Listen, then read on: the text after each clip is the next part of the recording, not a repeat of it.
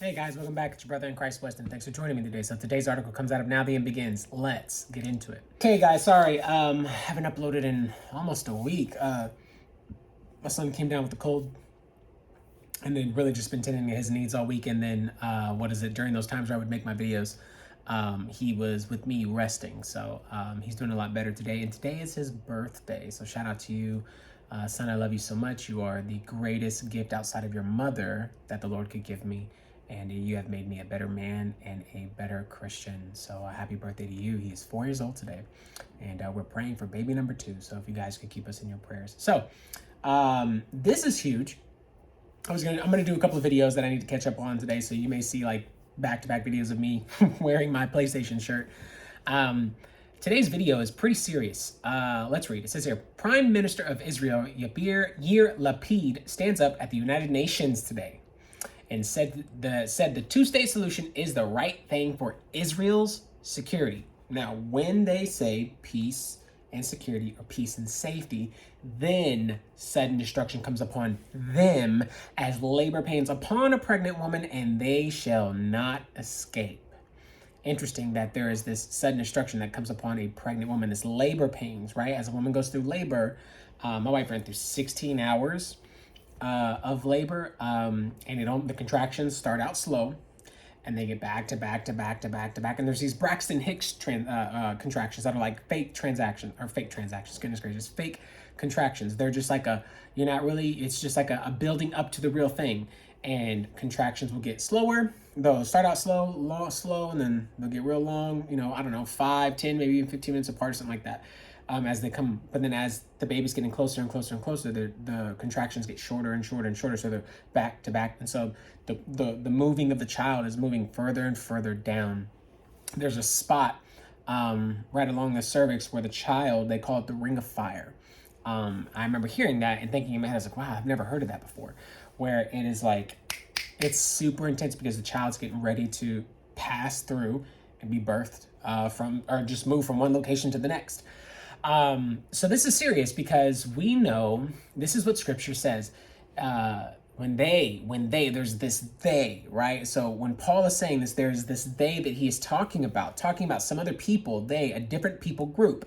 And he says, when sudden destruction will come upon them as labor pains upon a pregnant woman, and they shall not escape. And so them, not us, they shall not escape. We shall escape? What does that escape mean? And this could open up a whole can of worms for people, whether you believe pre-trib, post-trib, mid-trib, pre-wrath, whatever you believe, right? So let's just get into the article. It says here, Prime Minister Yair Lapid tells UN General Assembly that implementing the two-state solution is the right path for Israel and the Jews. Israel's regathered on May 14th, 1948, in order for millennia-old prophecy to be fulfilled, a fulfillment that requires the Jews to be back in the land. Now, these prophecies that were fulfilled in that time are not the prophecies related to the permanent regathering of Israel. Why? Because Israel is going to be scattered and dispersed on the last time during the time of Jacob's trouble. So you might say that Israel was regathered to be scattered. Even though it makes some people mad, it's obviously a true statement.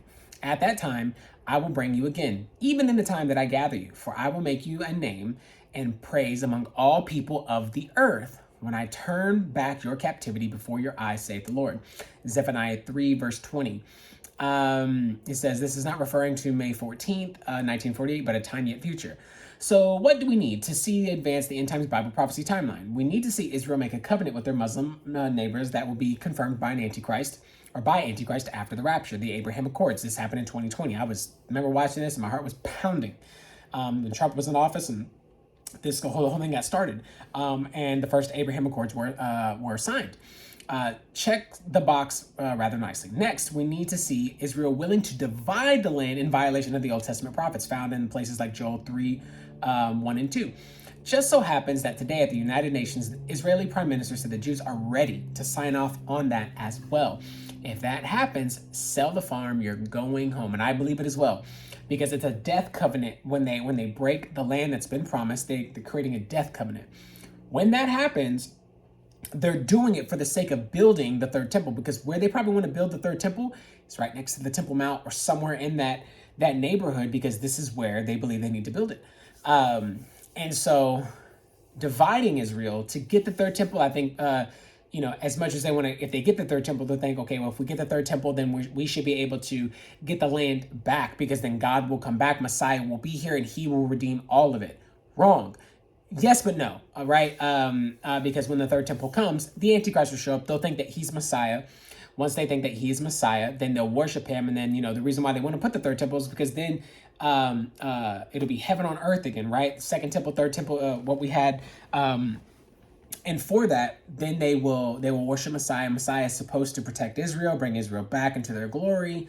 And then everybody else, the whole world will prosper because of it, because of God being with Israel, because of the third temple being built. And this is the ideology. This is what is being brought to pass, that there's this temple, and it is monumental for Jews to have it, so they can go back into a Levitical priesthood, so they can go back in for a sense of atonement and being able to be purified of sin and then purify the world. This is why Jesus says they were given the oracles of God. This is why Matthew 23 says that Jesus says, I wanted to gather you as a hen gathers her chicks, but you would not have me. You would not have me, so your house has been left to you desolate. And I will not come back until you say, the Jews say, blessed is he who comes in the name of the Lord. So Jesus doesn't come back until the Jews are finally realizing that this is not the real Messiah who's in the third temple, because he will have the abomination of desolation, Daniel 9:27. And once that happens, they'll realize this isn't Messiah. And this third temple, this was all a mistake. And then they will look onto Christ, who the Christians have been talking about, the two witnesses have been talking about, the 144,000 and the three angels that are all, the church will be gone. In my belief, the church is already gone. The 144,000, the two witnesses, and the three angels will be doing all the preaching of the gospel, and they will save more souls than the church has ever saved. But it's funny that the two witnesses are there, because the two witnesses are going to be prophesying and talking about Old Testament prophecies, talking about who they've met. I believe it's Elijah and Enoch. And they'll be doing this for 3.5 years to who? The Jews, because it's Jacob's trouble. When Jesus says in Matthew 23, going into Matthew 24, he says, you will not see me until you say, blessed is he who comes in the name of the Lord. They have to have a realization that Jesus has already come, and then he's going to come again. And once he comes again, that is second coming right there. Once they realize it and they cry out, it's going to happen. Second coming happens. And then what will happen is then we will have the third temple, and the whole world will prosper because Jesus will be on the earth. Third temple, Jesus will be in the third temple. He will set up his millennial reign, and then obviously Jesus is coming back now as the lion, what he was supposed to be to the Jews when he came the first time, but he came as the lamb, and they disregarded him, they shunned him, they killed him, even though they didn't really kill him, because Jesus says, no one takes my life from me, I give it up willingly, and I take it up again. But for all that to pass, right? So let's continue.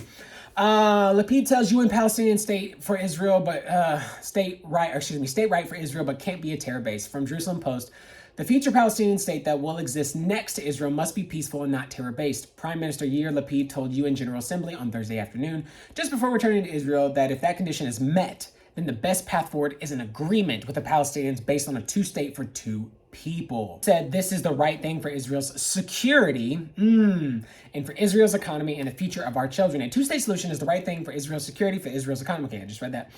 His statements about a future Palestinian state and his affirmation of a two-state resolution to the conflict marks the strongest language an Israeli premier has used with regard to Palestinian sovereignty since the day of Prime Minister Ehud Olmert.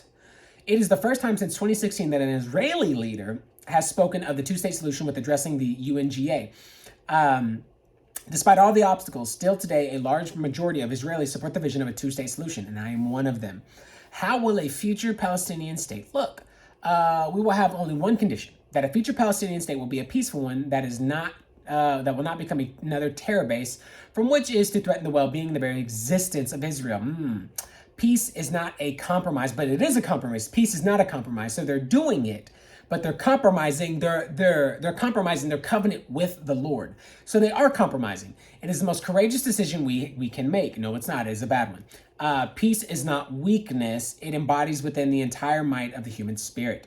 Lapid arrived in New York on Tuesday morning to join the world leaders gathered for high-level opening sessions of the 77th, there's a lot of sevens in there, UNGA. He arrived at a time when he appeared that the U.S. President J.B. Efforts to revive the 2015 Iran deal had come to a standstill. In the meetings with the world leaders in his speech to plenum, Lapid said the time had come to abandon that document and negotiate a new deal. The only way to prevent Iran from getting a nuclear weapon is to put a credible military threat on the table.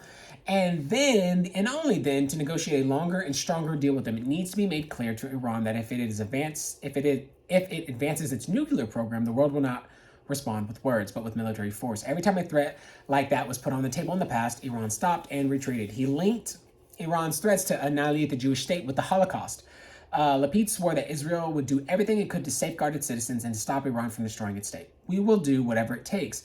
Iran will not get a nuclear weapon. We will not stand by while there are those who try to kill us. Not again, never again, he said. Say peace and safety or peace and security, then sudden destruction comes upon them. As they're doing this, they don't read the New Testament, right? Jews don't believe in Jesus, so it makes sense that they're not reading that. They think it's false or heresy or whatever, right?